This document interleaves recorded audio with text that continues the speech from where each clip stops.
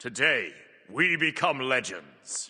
We recently hit a sub goal on Twitch for a Smite 1 throwback stream, and it had been almost a year since I last played the game. Here's how it went and my thoughts on the whole Smite 1 versus Smite 2 debate. So first off, I'll start with the areas where I really felt Smite 1 was still better than Smite 2. Obviously, quantity of content is something that Smite 2 will take many years to even compare to Smite 1 with. The latter is more than a decade old, the former is less than a year old in terms of public access. On the throwback stream, I was playing mostly gods that weren't in Smite 2 yet, for obvious reasons. I played some King Arthur, some Scylla, some Raven, some Erlang, a bunch of my favorite gods that we're still waiting on in Smite 2, and of course with a much larger skin offering than any of my gods in Smite 2 have. This is a pretty obvious area that Smite 1 is just objectively better and it can't be argued, it's empirical. The quality of content is a different matter that we'll get into later, but in terms of just the sheer amount of content in the game, Smite 1 obviously has Smite 2 beat. Hell, I even played some Slash on stream just as a remembrance thing, since even if we do eventually get Slash or something similar in Smite 2, it will probably be years away. Quickly before we move on, I just want to mention performance. The background gameplay is from my stream, and the bad FPS and freezes were not a stream issue, it was happening in-game. However, this was a completely new issue that I've never had with Smite 1 before, and on the whole, Smite 1 generally performs better than Smite 2 does. I get great frame rates in both games, but a little worse in Smite 2 generally, and the current shader compilation issues causing a 2 to 3 second freeze once per play session is also really annoying. So yeah, for this stream specifically that you're seeing in the background, you might see a bunch of bad FPS and freezes, but that's not my general experience I've had over 10 years in Smite 1. It's usually pretty good in terms of performance, better than Smite 2 most of the time. No idea what caused these issues, but it's not typical. On a similar note, the level of polish and completeness of Smite 1 really hit me when I logged in for the first time, and it's another area where it hands down has Smite 2 beat. This is understandable given Smite 2 is still in beta and has only been in full development for around a year, but it was absolutely noticeable how much more Smite 1 has in terms of polish. The menus are better, the post-match screen is better, the HUD is better and more customizable, just all the small things about the game that isn't the match-to-match gameplay was better for the most part. Getting into some gameplay specifics though, I didn't realize how much I missed the beacon and the tiki masks until I went back and played with them again. I said this on stream, but I genuinely think beacon is the best designed new objective they've ever added to Smite, and I think it should be an evergreen mechanic brought over to Smite 2. The way it forces skirmish fights in the early game and pulls people out of lanes and farming routes is just peak, and I didn't realize how much of an impact it has before playing with it again. It's also very customizable. The core idea of it being a capture point is great, but they could also rework the effects and rewards every season to something new while keeping the core mechanics of beacon the same. Currently in Smite 1 it just damages the enemy towers, which is now on Pyromancer in Smite 2, but they could easily give it a different effect, like reducing your team's teleporter cooldowns, spawning super waves, permanent stat scaling like the bricks and totem. They could tie it into the infamy system by, for example, automatically leveling up all of your jungle buffs on capture. These are just some random spitball ideas I came up with in about 30 seconds while writing this script, but there's almost no limit to what kinds of rewards beacon could give, and having it be an evergreen mechanic that just changes its reward with a new season would be amazing in my opinion. I didn't realize how much I missed the beacon until playing with it again. Tiki masks are similar, they have way less impact than beacon for sure, but I just love the idea of customizing your buff to fit your needs, and the idea of being able to invade the enemy tiki camp to deny them a specific totem that you think they'll need. The whole system really is just amazing, and while I don't dislike the infamy system of Smite 2, it has some upsides and there's a more overall complete system I think. I do miss these little masks, and it's something they could easily stack on top of infamy rather than replacing it. Moving on though, I also think the teleporters are done much better in Smite 1 than Smite 2. This is something I knew before even trying the game again, as I hate the current implementation of teleporters in Smite 2. Honestly, if it was solely my choice, I will remove teleporters altogether. I really don't like them, but if the devs are insistent on keeping them, they should at least move to the superior system of Smite 1 teleporters with the activation pad, and them being centralized and making a ton of noise when they're about to be used. Smite 2's implementation just allows for so much more BS, and the fact that Smite 1's version opens at 8 minutes rather than 0 minutes is also superior in my opinion. I really don't like that the teleporters are available instantly in Smite 2. Branching starter upgrades was another small thing that I noticed. This is really small and something that the team has said they will bring back to Smite 2 at some point, so it's not a major issue, but I do miss having 2 options for each starter to increase build variety and potential options. Alright, other than really small things that aren't worth mentioning, that's pretty much everything I wanted to talk about that I noticed Smite 1 does substantially better than Smite 2. Let's move on to some things that were the opposite. First up, of course, it's the item system. Smite 2's item system with split scaling, active items, no stat caps, fewer everything items, all of that stuff is just so much better. And going back to Smite 1's restrictive system felt really bad. Having capped cooldown felt awful, having 5 item slots instead of 6 felt awful, playing neat and not being able to build the powerful mage options felt awful, not having active items made some gods feel very hollow. Everything about Smite 2's item system is just vastly superior to Smite 1 and it's not even close. I guess with the exception of glyphs, but that's something that, again, the devs have stated probably will come back at some point, and it's not a deal-breaking mechanic or anything, it's just a nice little extra. Moving on though, I talked about quantity of content in the Smite 1 positive section, but quality of content goes handily to Smite 2 in my opinion. It was instantly very noticeable that Smite 1 is an old-ass game. As soon as I logged on and saw some of the cross-gen skins on the home screen after seeing them in Smite 2, it's so instantly obvious that Smite 2's visual upgrades in terms of texture quality and lighting are just leagues better. Are there areas where Smite 1 still looks better, like map decorations? Sure, but most of the textures themselves and the lighting is so much better in Smite 2, and it was very noticeable immediately on logging in and getting into a match. Smite 2 also has systems like aspects that are just so much fun to use, and Smite 1 has no analog for, so they're clearly a win for the sequel. Are some aspects poorly designed and are some imbalanced? Yes, but the system as a whole is a massive net benefit for the game in my opinion. The +1 changes probably fall under quality of content as well in terms of directly comparing Smite 1 versions of gods to Smite 2 versions. Personally, I would have rather seen Smite 2 go even further in terms of changing the way some gods play, but the community has generally reacted poorly to that kind of stuff historically, so I understand why they went with a more subtle approach with the +1 changes. As I mentioned at the start of the video, I mostly played gods that weren't in Smite 2 yet for obvious reasons, but I did play a game of Neith and it was immediately obvious that her Smite 1 design is just inferior to her Smite 1 version in basically every way, even when discounting stuff like aspects, active items, and split scaling. The change to put her weaves on her 2 instead of her 3 alone was a massive improvement, and I imagine if I played with some other Smite 2 gods in my play session, I would have felt the same way about them. They're simply better in Smite 2. On a related note, I also think the general game feel, smoothness, and responsiveness of Smite 2 is a lot better. This might be a hot take, especially for those of you watching that haven't played Smite 2 in a while and your most recent memory of the game is the alpha weekends, because for a long time this was not the case. Smite 2 felt very janky and wrong for quite a while, but after all the improvements that have been made, the game genuinely feels much smoother and a better overall gameplay experience than Smite 1 in terms of mechanics, especially with the new movement overhaul now in the game as well. Another thing I didn't realize was having so much of an impact was the move to 1 relic in Smite 2. When they first made this change, I was actually pretty apprehensive about it, and I was sort of in two minds about if the game should go back to 2 relics. But nah, after playing Smite 2 for the last 10 to 11 months and then going back to Smite 1, 2 relics is just worse. Having to play against beads and Aegis on every squishy every game was miserable. Seeing a jungler with blink and thinking I can punish them with a CC only to have them beads was miserable. Supports and solos, it was less bad, but that's because they use more selfless utility relics. But Smite 2 basically covers that through active items that are most popular on supports and solos, so while they only have 1 relic, they have several active items to fill the roles that their second relic would have done in Smite 1. Yeah, after trying Smite 1 again, I am fully on the train of 1 relic being better than 2, and we should never go back. New god design is another thing that Smite 2 has knocked out of the park compared to Smite 1's later years. Queuing into Bake Kujira and Matikaras again for the first time in almost a year has solidified my belief that they forgot how to make good god designs in the later years of Smite 1. Comparing these to the likes of Hecate, Aladdin, Mordred, and Barry is just a night and day difference. I don't know what they did, maybe it's just their passion being reinvigorated with the launch of Smite 2, or maybe they shifted around who was working on new god designs, I don't know really. But whatever they did, the game is infinitely better for it. Smite 2's new god designs are some of the best ever made in my opinion, and Smite 1's later seasons don't even register on the scale compared to them. But yeah, that's pretty much all the major things I noticed from my Smite 1 throwback stream that were better or worse compared to Smite 2. Huge thanks to my Twitch community for getting us to the sub goal for this, and if you want to catch me playing Smite 2 live on the ranks grind or whatever, the link to that is down below or on the end card. Let me know your own thoughts on this topic down below, and I'll catch you guys for another one later on. Have a great day, and peace out, you nerds.